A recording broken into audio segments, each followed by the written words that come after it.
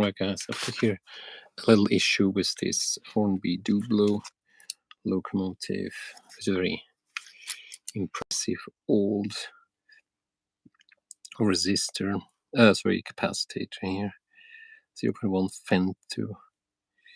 And the problem which I'm facing is there's a lot of little metal dusts stuck to the magnets.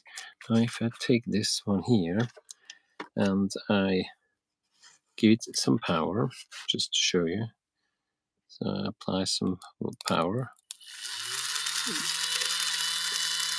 it turns very smoothly, but then after a while it just stops.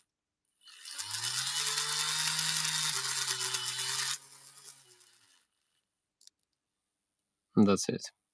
So I figured out that there's some little metal particles stuck between these, and what I basically here, can't really see them, but somehow these metal chips, which have come off from somewhere due to friction, I don't know where, interfere with the magnet. Here you see one, a very little piece. Can you see this one? Pieces of metal. So what I probably would have to do in order to get a better result with this machine is to completely dismantle it, remove the magnet, which will lead to the effect that the little metal pieces, which lead to an electrical shortcut, are removed, and then it starts working again. So if I take it now again and put it back on, and you'll see it's working again.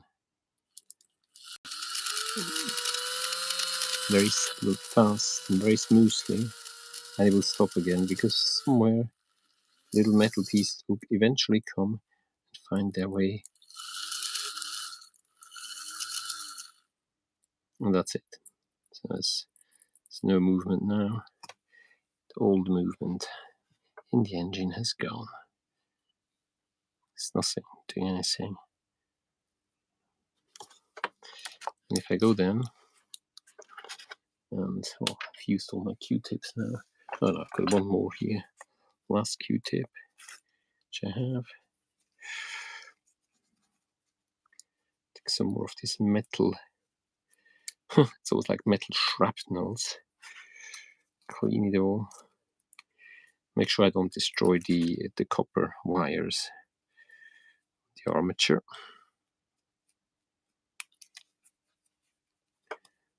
Here's a little metal piece left.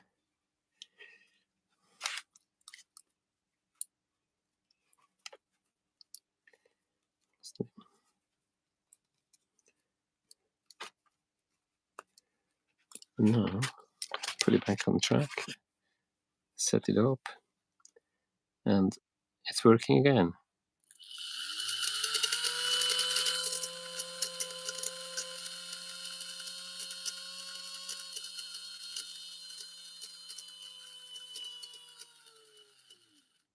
And then it's getting tired again. And it's not just, I could move this a little bit.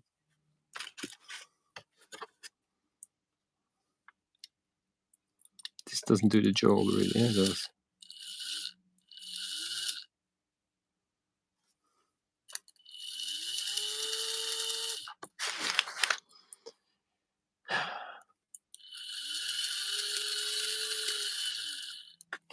I don't know what to do. Maybe if I remove maybe removing the capacitor would make a difference. No, probably do that and just see what happens if I remove it.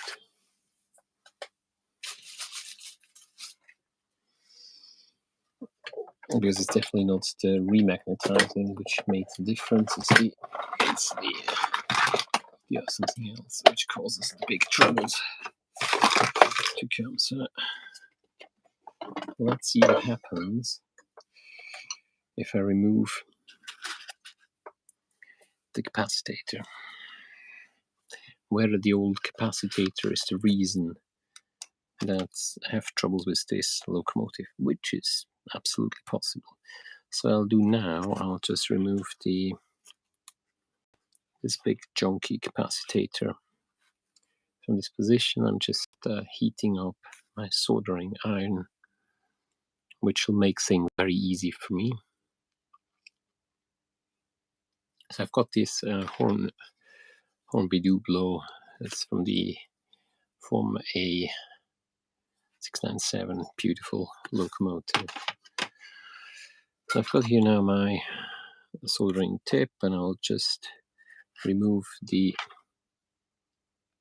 from here. Oops. Don't know whether this comes off or not. Doesn't seem to come off directly. Maybe this is all glued together in one piece, which would be a bit of a nuisance.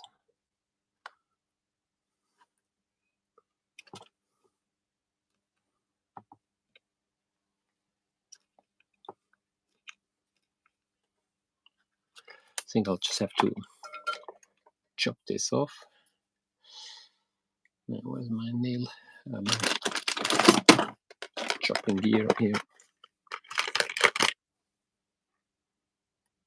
Okay, I could have done this easier without the solder.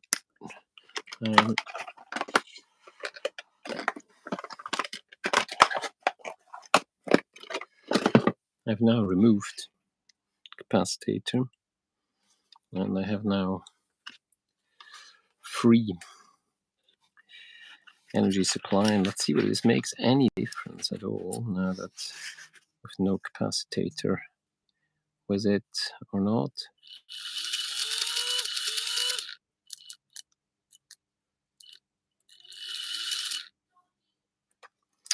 Okay, clearly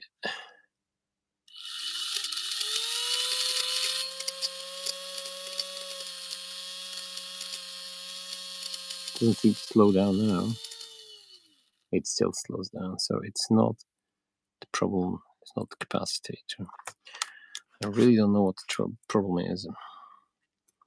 So any suggestions are welcome, and I shall just solder this back on, so just it's back in place.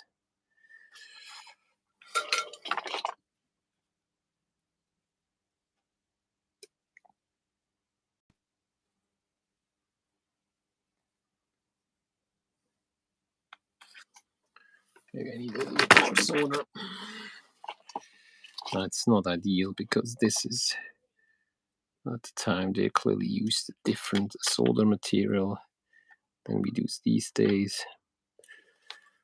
I use lead-free solder, which certainly wasn't available at the time when these locomotives were